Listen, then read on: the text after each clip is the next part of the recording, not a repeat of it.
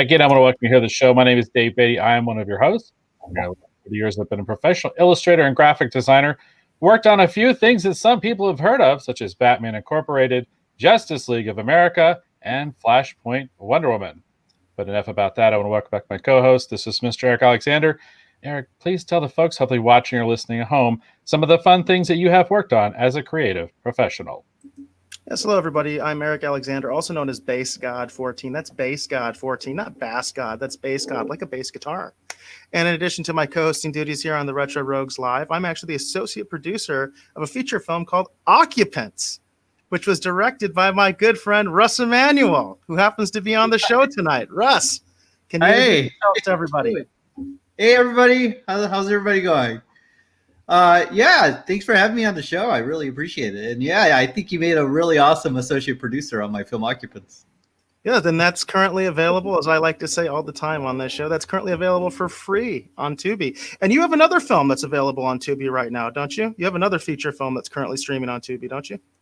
Yeah, there's actually I think there's 2 or maybe 3. American Whisper, which is my latest feature film, and all the features I done with my producer Howard Nash, so big shout out to that wonderful man.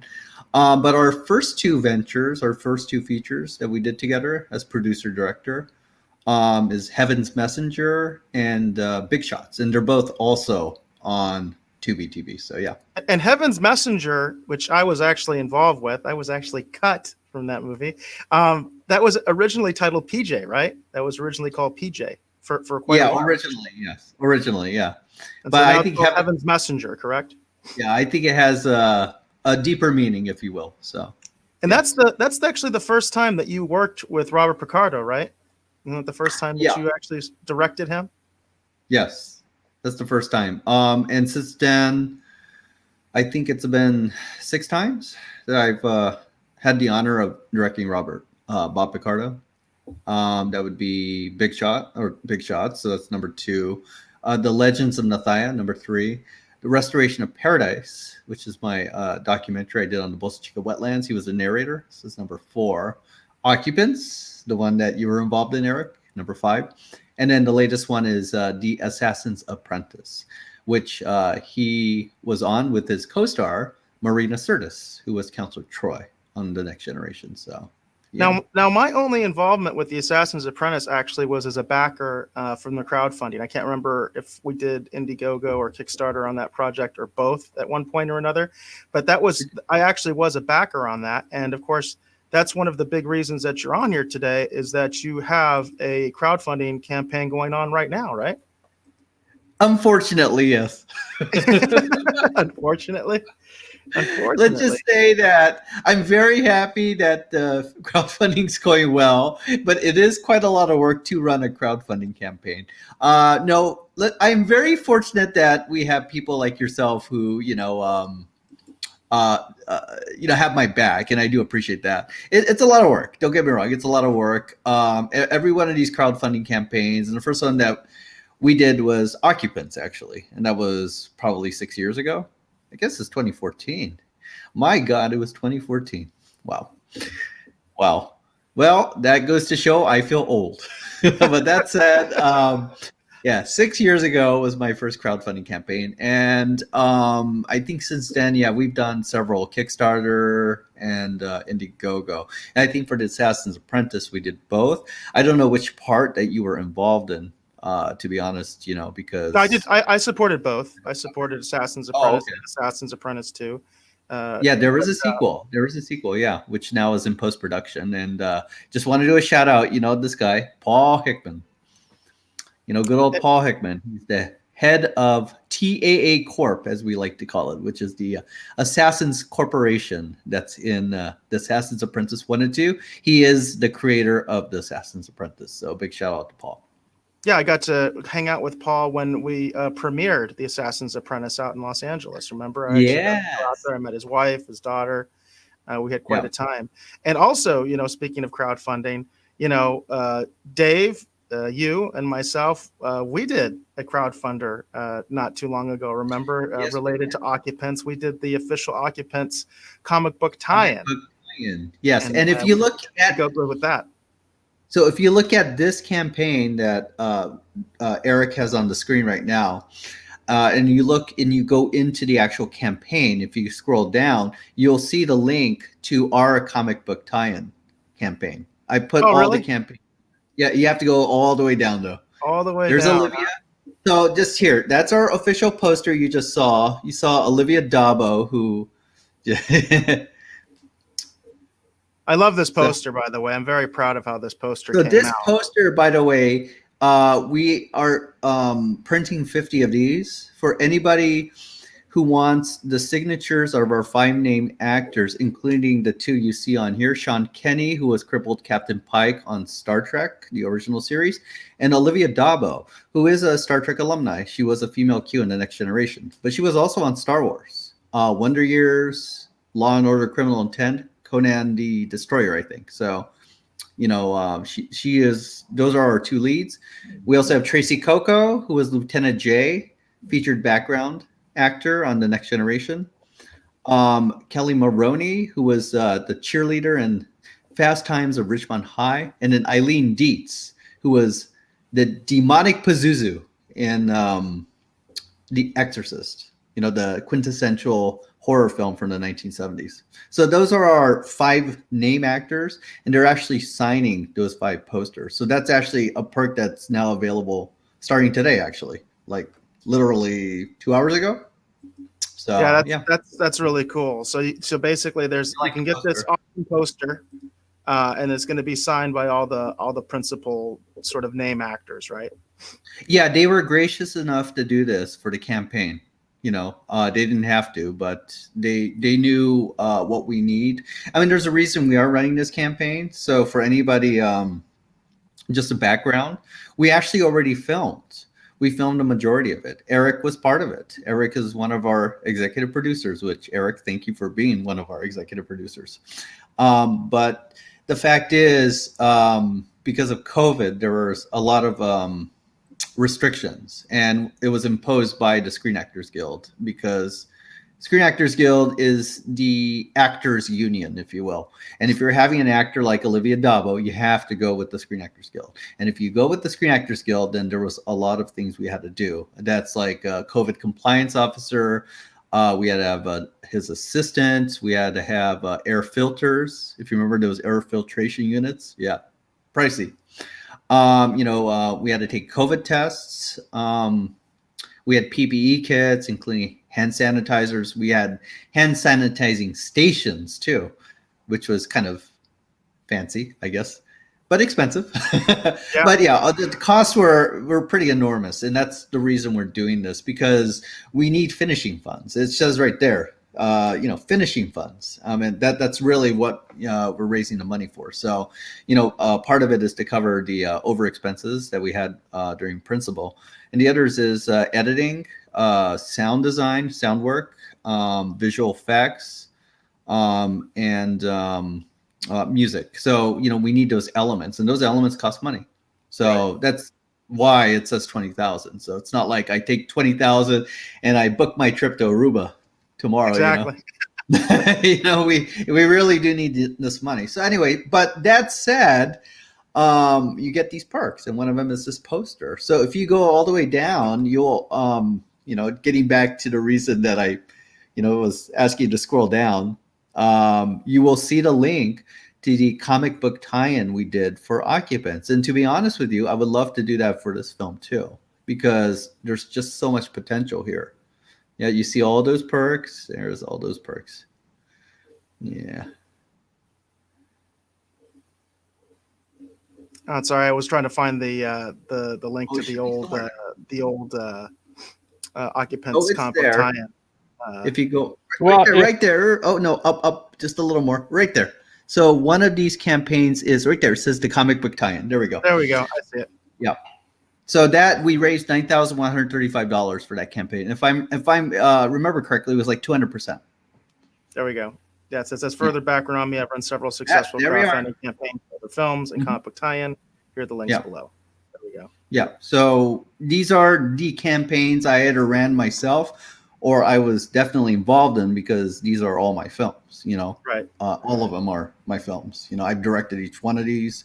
The comic book tie-in, actually, I think I wrote it, but it's definitely was based on my feature film occupants. And yeah, Dave Beatty here. There we go. There we go. Yeah, there we go. And it was because of Eric. So you can see a little bit better. There we go. Occupants case 285. That was one of the successful campaigns that you've got listed there. Yeah, and it's because of you, Eric. You're the one who suggested that. So before that, I'd be like, "What's that?" It was an interesting process. That was an interesting process.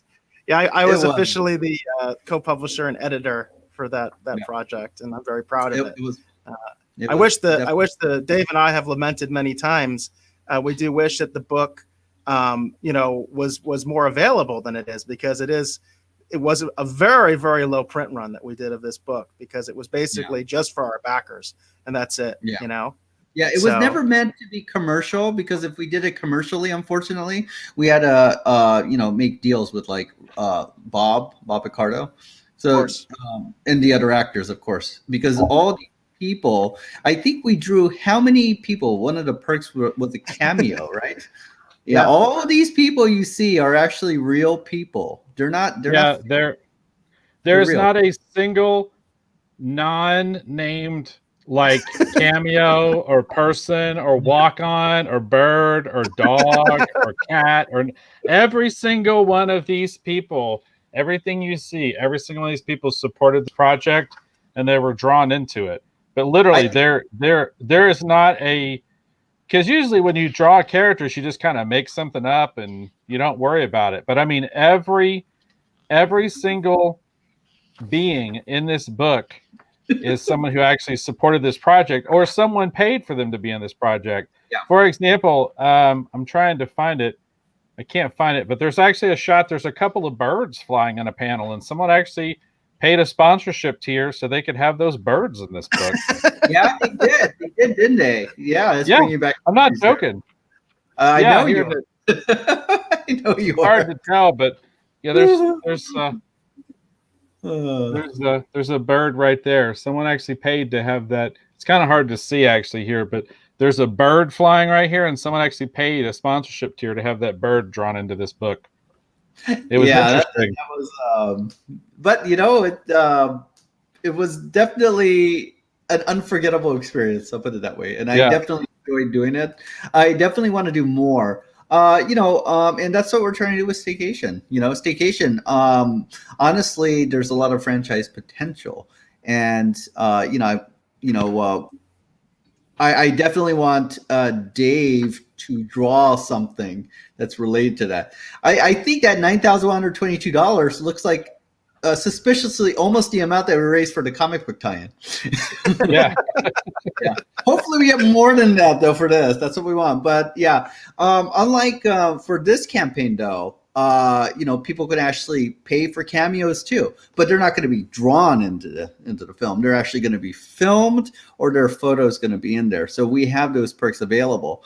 You can get a DVD copy. You can get a in-universe T-shirt. There's a T-shirt perk based on a cigarette brand that we created called El Gatos. And El Gato Cigarettes is owned by, well, I guess me, because I formed this company, and I guess I paid for it technically. So we own it, all of us. And yeah, you can get one of those T-shirts. So if you scroll down, you can see it's somewhere down there. That's kind of, there we go. El Gato Cigarettes. Yeah. Oh, and I just want to give a shout out also to one of our soon-to-be contributors, and I asked him if he wanted this. His name is Jesse Marcel. So Jesse, and I think his grandfather. Thank you, Jesse. We appreciate that. I appreciate the support. I think if I remember correctly, and Jesse, I'm sorry if I'm getting the story butchered, and but I think his grandfather discovered the Roswell UFO aircraft. And we got a comment from the Rogue Gallery there. Jane was saying it's great to see you on here tonight, Russ. Jane is a early supporter of this crowdfunding, and I definitely appreciate you, Jane. Thank you so much. And great to see you in a photo. Yeah. So you were talking about the fact that you're looking at sort of a franchise potential type of property, and in a way, of course, this already is a franchise because this project, Staycation, is directly related to another project that's already been completed that you worked with Dave on called Routine. So can you talk a little bit about that? So Routine started this whole, I guess, ball game, if you will.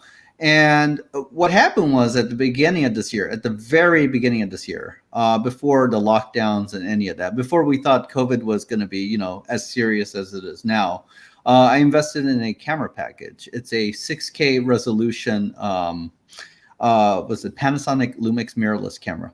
And what I was thinking was, I want to make my own films, right? I never really owned my own camera. So I thought, you know what, I'm going to invest because, right now, most things are outputted at 4K. A lot of people, consumers, have 4K televisions. I mean, they may not know it's 4K, but it's 4K. And that really is, I think, what distributors are looking for now. So I was thinking, you know what, let's go a little bit ahead of that, and let's get a 6K resolution camera. And that way, then we can output it in 4K. We could also do visual effects if we have to in 6K and parcel it down to 4K. For instance, a drone shot, like it's in the air, and let's say there's wind and it kind of shakes. So you stabilize that footage, and then you have a 2K area that you can work with, and you can shrink it down to stabilize the footage. You could also punch in on a shot if you wanted to, because again, you're output in 4K and you have an extra 2K to work with. So that was the plan. And then COVID struck. Of course it struck, and it shut down everything. The Screen Actors Guild was shut down. The restaurants were shut down. Gyms were shut down. The movie theaters were shut down. Everything was shut down. So what we did was, okay, what can we do? I have this camera, right? And we have to do something with it. So Emil Harris, my filmmaking partner since, 2002, he's basically been involved on every one of my films, feature films, short films, any of them, the web series, all of it. He filmed Occupants, the one who filmed Occupants. Yeah. Oh yeah. He was there. He was the DP of Occupants. He was the DP of American Whisper. He was the editor of both of those films. And he obviously is doing both of those jobs on Staycation and Routine, but he was also the writer. He's a very good writer. So, basically he came up with the story, and our good friend, Paige Laurie Posell, graciously said, you know what, I'd be happy to film during COVID. And she's not of the Screen Actors Guild, although I think she should be, but because of that, we were in the clear. So basically it's just the three of us. That's it. It was a 3-person team, and they came to this place here, and this is where we filmed, in my condo. Studio Russell, because there's no other place to film. Nobody will allow us to rent a location. So I'm like, okay, I guess we'll film at my place, and that's what we did. Now, technically, you're not supposed to be filming outside, and we literally didn't, maybe one scene, but it was very quick. But what I was thinking was, you know what? Okay, so we can do, and Routine, by the way, is just like Staycation. It deals with the pandemic, which is basically we're stuck, the lead character in Routine is stuck in a home. She's stuck in a rut, a routine. Her routine is day in, day out. Nothing changes because she can't go anywhere, except when she needs coffee. And she ran out of her coffee, and nothing's going to stop this woman from getting her coffee. So what does she do? She buckles up and she gets out her ammo and everything, and she goes out. So what we did, because we could not film the third act, right? The third act was probably the reveal act and was the most expensive act if we were to film it. And I don't want to give it any really much away, but let's say it's definitely in the horror genre, and there's definitely some monsters in there. I inquired with Dave, this wonderful man here, Dave Beatty. And I said, Dave, hey, how you doing, man? He's like, uh-oh, it's that guy again. And I'm like, yeah, that's right, Dave. So, you know what, Dave? I have this idea. I was thinking, would you be interested in drawing the third act of this film? And that's where this conversation started. So I think, honestly, the reason Routine has been doing so well, and it's been doing well, we got into one of the top genre festivals in the U.S. Called Film Quest, and none of my films have ever gotten in there, including Occupants. So I knew we had something on our hands. But why did we have something on our hands, right? I think one of the main reasons is what Dave did. He drew the third act, and it was really well done. And when we put this wonderful song on there by, it's called To the Moon and Back by Anna Maria. I'm mispronouncing the last name. Escobar. There we go. And Tommy Huxley. I'm so sorry. I'm really bad with names. But when we put their song on there with his with Dave Beatty's drawings, oh my God, it's just such a fun third act, if you will, And then of course, if anybody knows me, I love cats. And so we put a cat in there, and we put a cat in the second film. So the first cat had Charlie Kitty, and the second cat has Finley. And Finley's my good friend Janine's cat. They're now in Arizona, where in your neck of the woods. And Charlie Kitty. Quite our neck of the woods. She's up in Kingman, which is not really that close to Dave or myself. State. How's that? She's in the same state. She's not in California, which is a big state. It's a big state. People don't sometimes realize it's a big state. Yeah, it's a big state. I'll give you that. Well, your neck of the woods is in Arizona. So I do have something I could share that doesn't give anything away that Russ, you actually shared before. But this is the early rough sketch of it. This doesn't really give anything away, I think, but it kind of gives a little bit of the flavor. Aw, there's Charlie Kitty. That's Paige Laurie Puzel's kitty. It's her cat. We drew her cat into the film. And yeah, basically the character she plays, Cassie, is a cat lover. And you could tell by the bed sheets that she has, which coincidentally were mine. But it's okay because I like cats. So obviously I want my characters to like cats. And we basically, this is a woman who likes cats, and without really giving it away, let's just say she befriends a cat. Yeah, it's. Go ahead. I was just going to say, it's just that I thought this is interesting because the ones you actually see in the end credits for the actual film, the final sequence or whatever, Russ went in and did some color work on them, really kind of punched them up and really kind of brought them to life. But this is an example of the early kind of first draft stuff that I was sending to Russ. He was taking a look at and kind of going, let's tweak it. Let's do this. Let's do that. And it'd come back to me with some notes or, some kind of input. Then I would kind of, take those into consideration, do a new draft, send it back. It's like, that looks good. Let's go for a final or whatever. And it was interesting too, because for me as an artist, some of my favorite opening title and end credit sequences are the ones that have some kind of a comic book, influence or connection. Like, for example, of course, the Sam Jones, Melody Anderson, Flash Gordon. I love how they use a lot of Alex Raymond's original artwork in the opening credits for Flash Gordon. That's really fun. Another one I really love too is actually Return of Swamp Thing. It's a questionable movie. It's definitely a B monster movie, but I love Return of Swamp Thing. I always have. But one of the coolest things is that they actually take a lot of, Steve Bissette and a lot of Bernie Wrightson's like Swamp Thing art, a lot of John Toltenbund's art, and I'm probably saying his name wrong. But they set it to Creedence Clearwater Revival's Born on a Bayou, and it's just this really fun kind of thing. So when Russ was pitching this idea to me about what he wanted to do with Routine, that is immediately what I thought of. And I thought of all these really awesome sequences. So I was like, yeah, hell yeah, I'll do it. That sounds like a lot of fun. So it was just an honor even to be invited to contribute. So I'm glad that people are seeing Routine and enjoying it. So. Oh no, the honor was mine. You're an incredible artist. I mean, I think you really took Routine to a whole new level. I mean, I'll be honest with you. I think I owe you more than the other way around. So, I think you're one of the main reasons why Staycation is even in existence right now.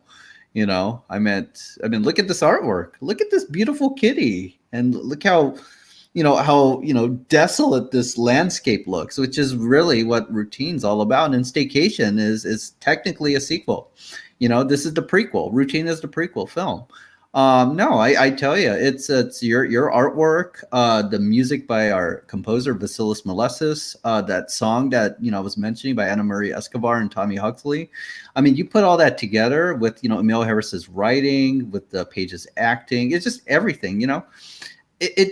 It became something a lot bigger than we originally envisioned, and it was able to be a launching pad, for Staycation. I mean, there's no Staycation without Routine. So, there you go. Dave, thank you so much. I think one of the reasons that Routine has gotten the attention that it has is because there's been a lot of attempts that were made to film under the conditions of the pandemic, under the worst conditions of the pandemic, when it was complete shutdown.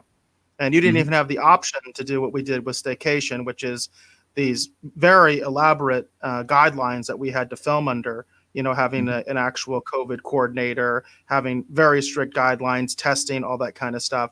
Well, there was a time where you couldn't even do that.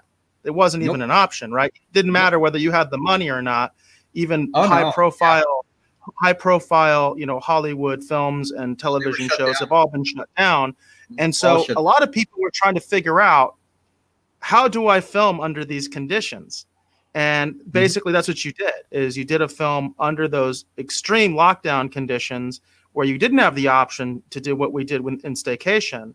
And one of the things I think is really interesting is really Dave's art, is because what it does is it kind of makes it a different kind of film, almost like an experimental film, where basically the story is not just told through the live action, it's also told through the imagery of Dave's artwork. And the film doesn't really work without it. Without Dave's artwork, it's more or less just a teaser. You know what I mean? Yep. But with Dave's artwork, now it's like a real story. That's what I think, Let's just say what Dave drew, without really giving it away, would have meant that we would have had to shoot in the outside, the exterior, in multiple locations with special makeup effects. And what else, Dave? Guns? All kinds of stuff. I mean, David, well, and one of the things that was fun about doing that sequence with you for Routine is that kind of like what we did with Occupants, the comic book tie-in, is we were able to take that same concept, because when Eric originally reached out to me about working on Occupants, one of the concepts and the ideas that he told me, he's like, well, what we want to do is we want to take the premise of Occupants and we want to expand it and we want to build upon it, and we want to see a larger canvas. We want to do in the comic book the things that might be too expensive maybe to film right now, but let's we didn't have the budget to blow up Big Ben on Occupants. We didn't have that kind of budget. So that was I took that same concept and that same premise, which reminds me of there's I'm a Ridley Scott fan, and I love watching documentaries where they talk about the making of films. And in Dangerous Days, which is the documentary about the making of Blade Runner, when the original script is turned in and they start developing it, one of the things that Ridley Scott kind of brings up, he's like, well, what's the world like outside? What does it look like outside? And the original screenwriter who wrote the original treatment for Blade Runner had never intended to go outside. It was supposed to be like a 1 or 2 room, kind of a small, sort of a, kind of more contained, kind of intense, kind of a film. And so Ridley Scott started asking these questions. Well, what's the world like outside? And that's when Blade Runner kind of takes on its scope and kind of it. I think it lives in everyone's imagination now because of the fact that Ridley Scott wanted to know, well, what's outside? So that was when Eric was pitching me the idea about working on the Occupants tie-in comic, I was immediately drawn to that idea. So with Routine, the thing that was fun is that it was the same thing. Russ has given me a rundown of like what the world, is like outside. And, we want to amp up what we're doing. We want to further the story. So that's the other concept that I applied to that, is what Eric told me. Is like, well, let's do all the things that maybe we can't do in the Occupants feature, which I'm still holding out for a sequel. Maybe we see some of this stuff. But the idea is that, well, let's see that larger canvas. Let's see that larger world. Let's expand. Let's show these different locales. Let's take everybody around the world. Let's introduce all the characters. Let's introduce side characters. Let's, really, kind of do all this extra stuff. So, I'm taking all these things into concept, and into my mind as a concept when Russ is talking about what he wants to do with Routine. So I'm thinking, well, let's do the same thing. Let's do all these, different kinds of environments. Let's take people outside. And what I tried to do with that too is to show people not just a larger world, but to show them different kinds of places where they might be, so that you can get a sense of what, at least implied a sense of what might have happened. So. Yeah, exactly. Yeah, and you were able to give me that world, that would have been impossible to shoot during COVID. And to be honest, it would be very difficult to shoot now during COVID, even though, you can do it. It's just much more expensive. It's much more expensive. Yeah. As we found out the hard way, unfortunately. Yeah. I wanted to mention this specific tier here, because this is basically the Routine tier. So for $51, you get a social media shout out from you. You get a digital download of the Staycation film, a digital download of the script. You get a thanks on IMDb from the producers, a digital 8x10 poster, which is signed by you, Russ. And then you also get a digital link to watch Routine, the prequel to Staycation. So that's $51 there if anybody's interested. Especially they're interested in the film Routine itself, get all those other perks, plus you get a copy of the film Routine. Yeah, you do. So you get all this, and I think fortunately, if you keep scrolling down, it doesn't include one perk. Keep going. Yeah, you get a photo and video in that's a good perk. But there's this one perk that I don't think anybody's clicked. That one, the 30-minute director web chat. So please, nobody click that one. Nobody click that. You just showed it to everybody. You have to drone. Yeah, you have to hear me drone for 30 minutes. Don't click on it. So. I'm sure I'll now have the opposite effect, but I'm like, geez, wow. But here was the one that just came out that you were talking about earlier. This is the poster with the name actors for $85. So you get a 11 by 17 inch special promo poster with Olivia Davo, Sean Kenny, Tracy Coco, Eileen. Is it Dietz? Is that how you pronounce her last name? Or Dietz? Dietz. And then Kelly Maroney. You get all of them to sign this beautiful poster, which again, I just have to say over and over again, I just love how this poster turned out. And I am a little bit biased because I was there when our photographer was doing that, and I was helping him do these pictures. You know what I mean? Particularly the ones with the hazmat suit and the soldier. I was there while he was doing all that. I was there while he was taking the pictures of Sean and Olivia as well. I was taking my own pictures at the time. But I just feel like the poster really pops, and it really came out really well. Oh, well, thank you. I was very, very happy with how the poster came out. And I just, this shows what the world is. This is the world of Staycation. This is the world of Routine. So what Dave introduced in I guess comic book form, is that how you want to put it? Or I don't know what the correct term is, what you drew? Well, I mean, it's whatever you want to call it at the end of the day. I mean, I was thinking of it more as storyboards, but it is extending the story. So, it could also be, considered a comic book end credit sequence too. So. Yeah, because it's obviously a comic book feel, but it's not a comic book because it's right in a film. That's why I mentioned it. It really is. It really is kind of experimental when you really think about it. Because, for instance, we're going to be reviewing The Mandalorian later in this show. And in The Mandalorian, after the show, they always show the concept art. It's actually one of the best parts of the show, in my opinion, is they'll show the concept art from that particular episode. And of course, Star Wars is known for great concept art, right? That's something that's been around since the beginning of Star Wars. But that's not telling the story. That's telling us how this whole story started. You know, this was an idea that Favreau had. He sits with Filoni. He sits with this concept artist. They start coming up with ideas. That's not what happens at the end of Routine. Okay, this is not concept art. This is not storyboarding. This is actually telling the rest of the story.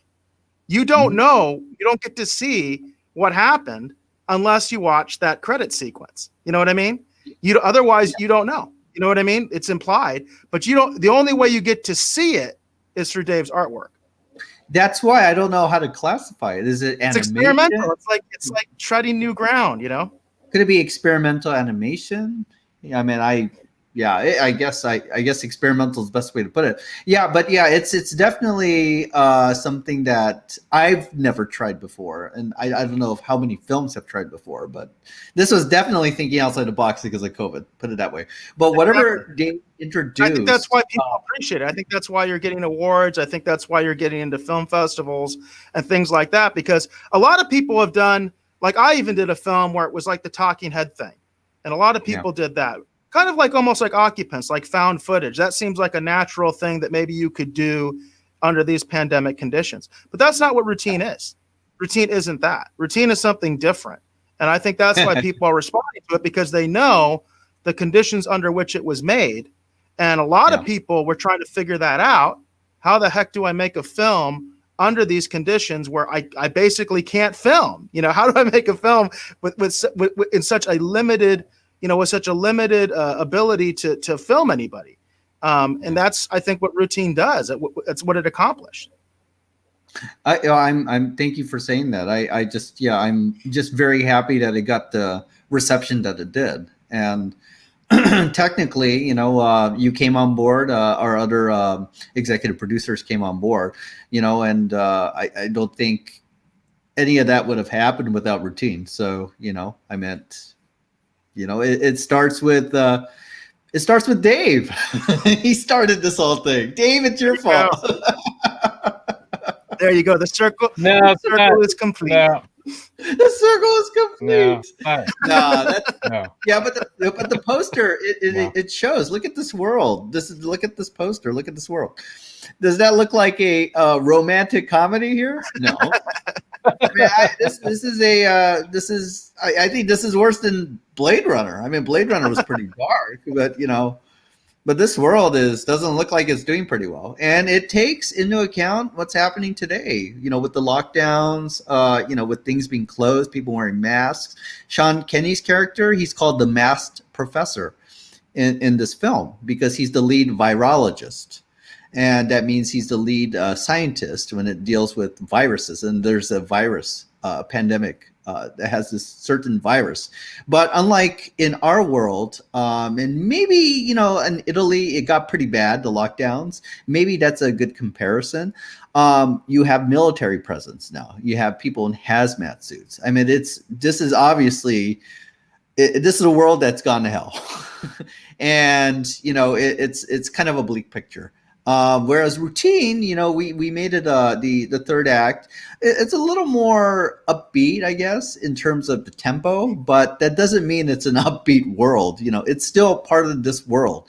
And by the way, the character of Cassie will be coming back in the rest of Staycation. Staycation is like the first 25% of a feature. And not only that, one of also the first people to come on board, two people who you know, basically are tied. This is the reason why we know that this is a sequel to Routine is Alan Courtwright, who plays the radio announcer on both films. And he's already recorded his lines. This wonderful man helped to promote Occupants, you know, way back. And I think he was part of the comic book tie-in too, but he's in Ohio. And then Bill Victor Arakan. And Bill Victor, he plays Rob Peterson. And that's really the way he does it. And we wanted him to be this annoying, like I don't know, annoying jockey. Is that what they call it? A radio jockey or something? He goes, "Hi, I'm PeterSend," and he's just really. I told him just be very annoying, and that's what he did. And so he's playing the same character in Staycation. And by the way, PeterSend is kind of a running gag of all my films since Girl with Gun. There's been a PeterSend in every single one of my films since Girl with Gun. And Girl with Gun was a film I did, 14, 15 years ago. So you see Occupants, you see Whisper, you see any of them. Look out for a PeterSend because you're going to find one. And yeah, so, Bill Victor was joking with me. He goes, "Russ, do you think you're going to kill off my character?" I'm going, how could I kill off my running gag? You're the PeterSend in this film. How am I supposed to kill you off? Of course you're going to live. So yeah, if you're a PeterSend in my film, most likely you will live. There you go. I didn't know that. I didn't actually know that you've had a PeterSend in all your films. Yeah, and, I mean, look at Robert Picardo. What was his character in Occupants? Right. Yeah, Dr. the whole Alan PeterSend Institute, the whole thing there. That was actually PeterSend Research Institute.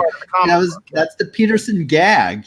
That's one of my running jokes. That's an in joke, if you will. It's running throughout all my films. I just look out for that. Oh, look at that! Oh, there he is. PeterSend Research Institute. There you go. Yes. And that person in the glasses, well, not that wonderful looking dapper man named Dave Beatty, but the one that you just saw. And there, that's Chris Winters. Christopher Winters. Also my good friend. Yeah. And he was, I think he was also an associate producer on the film or an occupant. Yes, but he was kind enough to generate his, to give his monies to this production way early also. So Chris, also he was a huge supporter of the book. The rear cover of the book is an advertisement for his novel. Actually, that's the rear of the book, advertisement for Chris's novel. Invisible War. So Chris, definitely good to that. Yeah. Chris Winters, you're a wonderful man, and I hope you are staying safe right now. And I think you're also in Arizona. In fact, all of you are in Arizona except for me. What's going on here? Yeah, last I heard, Chris is in Arizona. Everybody's in Arizona. Janine's in Arizona. You're in Arizona. Everybody's in Arizona. I'm telling you. What's going on? A lot of you California people are coming to Arizona. That's just the thing. I will be coming to Arizona in January for the Chandler Film Festival, which Routine is in.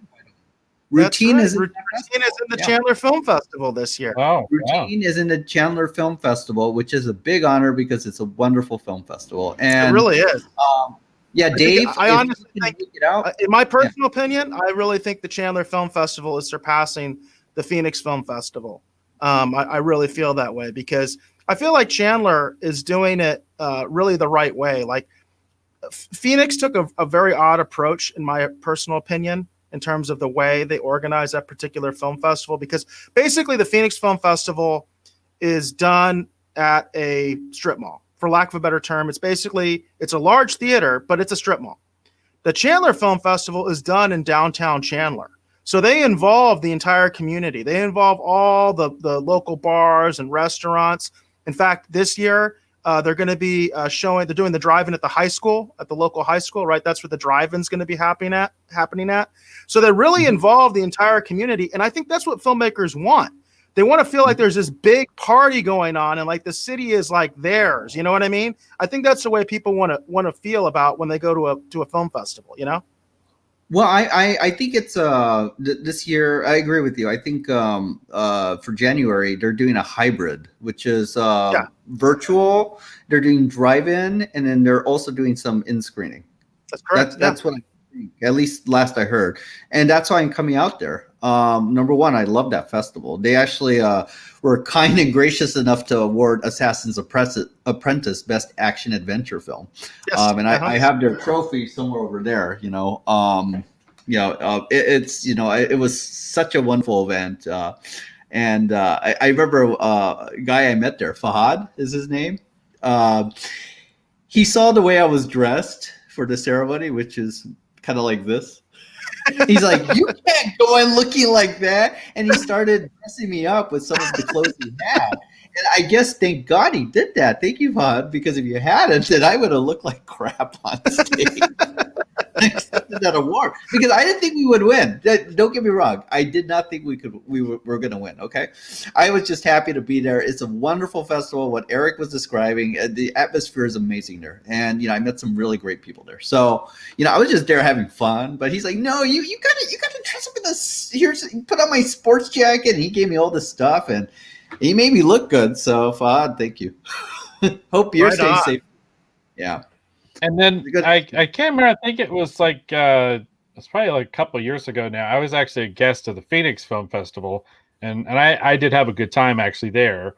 And then I was a guest because of my work with DC Comics. They were doing something to celebrate superheroes and movies or something. I don't remember exactly what all that was about, but they actually invited me to come out. So I sat up and was in one of their areas and sketched for people and stuff. And it was a lot of fun. Very cool. Yeah, I think cool. Didn't we go to your booth? I think when we were at the Phoenix Comic Con. I think you might have. Yeah. I think so. Yeah. Well, that was fun. Not Phoenix Comic Con, but actually the Phoenix Film Festival. They actually had me come out and set up an area, and I sketched for people.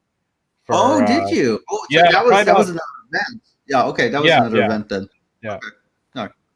Yeah, but I think I saw you at one of them in Phoenix, right? And I think Ryan Miller. It was the Phoenix Comic Con. You're thinking of Phoenix Comic Con, Russ, when we actually debuted the Occupants film, because we actually debuted it at Phoenix Comic Con, and Dave had a table there that year, and that's actually when we made the deal for the Occupants Comic Con. That's it. Okay. Went on the floor and talked with them, and we made the deal right then and there to go forward with the Occupants comic book.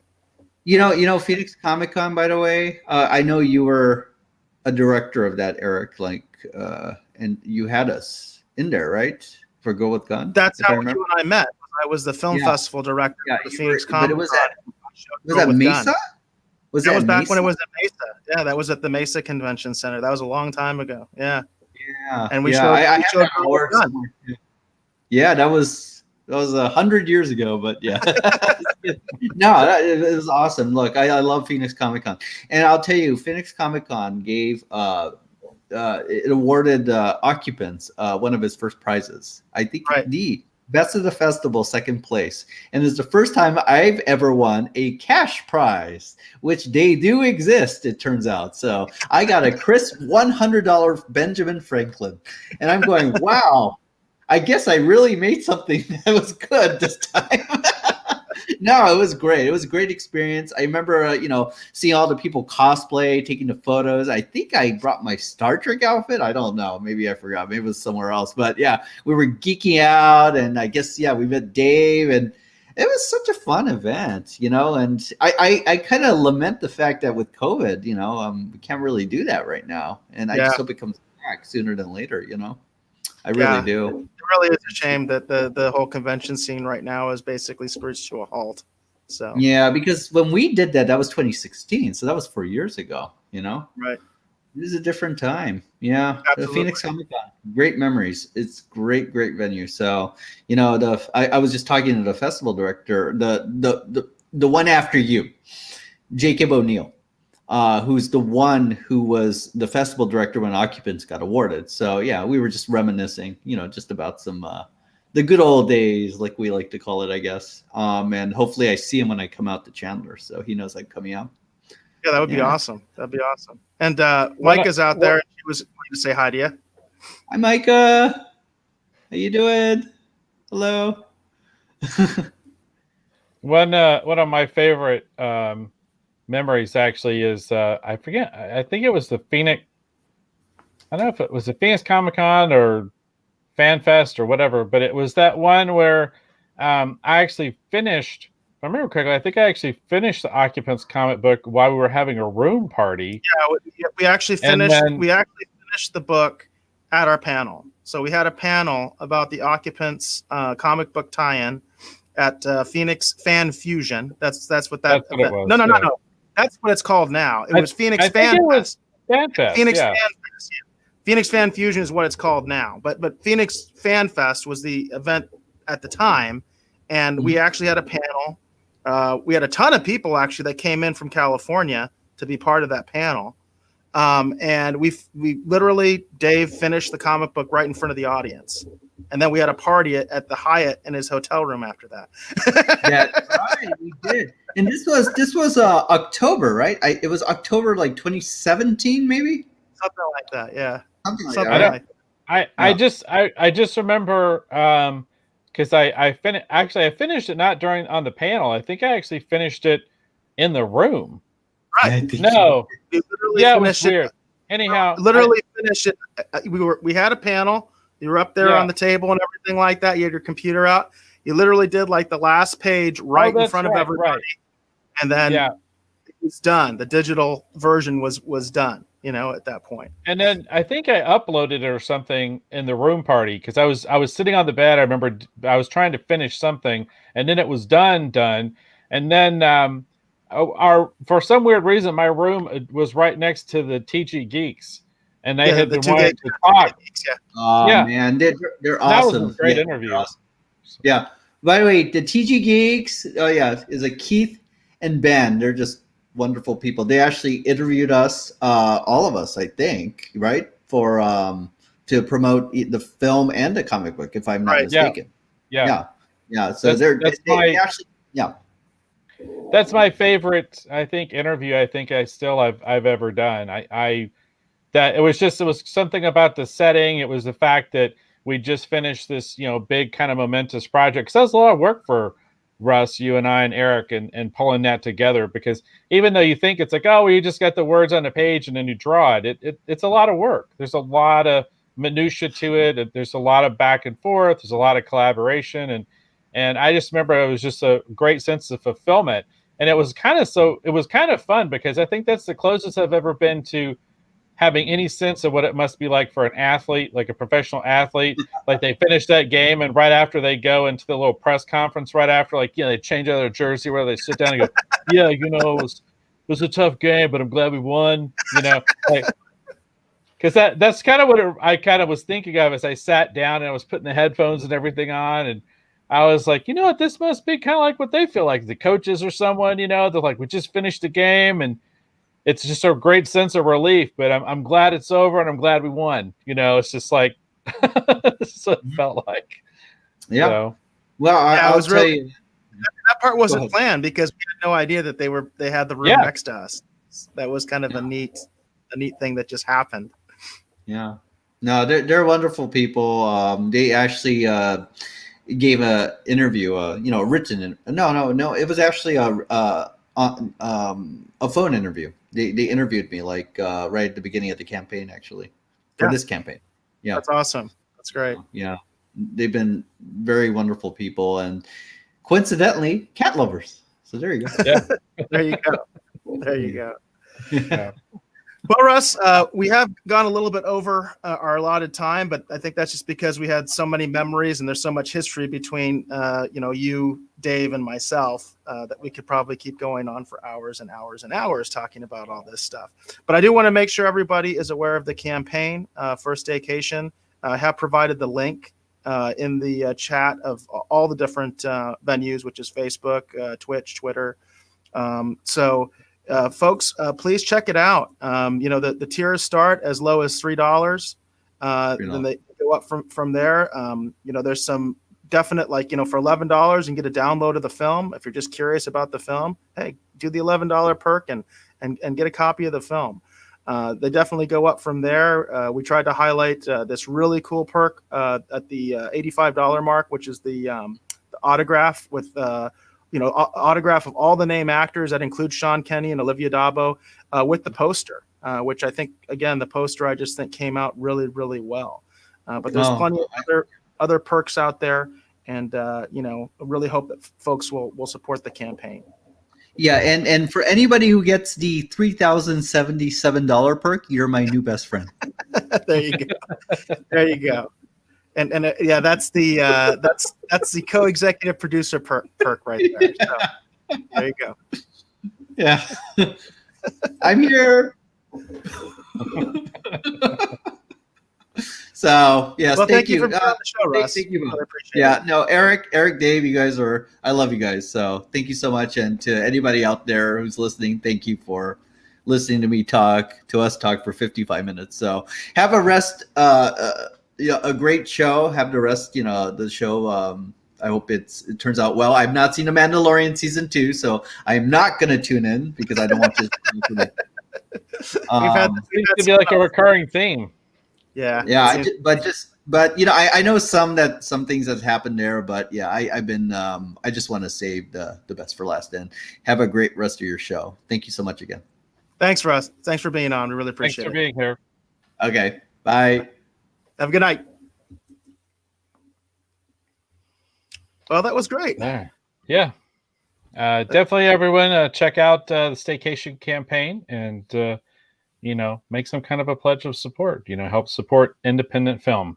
It's a very worthwhile endeavor, and it's interesting too because Russ is trying to build a universe with this. It's not just a one and done kind of thing. He's trying to craft a universe and tell a series of stories. The thing it kind of reminds me of is what what Kevin Smith did with a lot of his films. Where they're kind of all interconnected. When you talk about Clerks and Mallrats and Jan Silent Bob, obviously, those are obviously more humor based. You know what I mean? But it's interesting. The idea of kind of crafting, kind of your own kind of cinematic universe kind of idea. Something that obviously, we've seen a lot of now with Marvel. But yeah, definitely check it out, everybody, and support independent film. Exactly. Well said. Well said.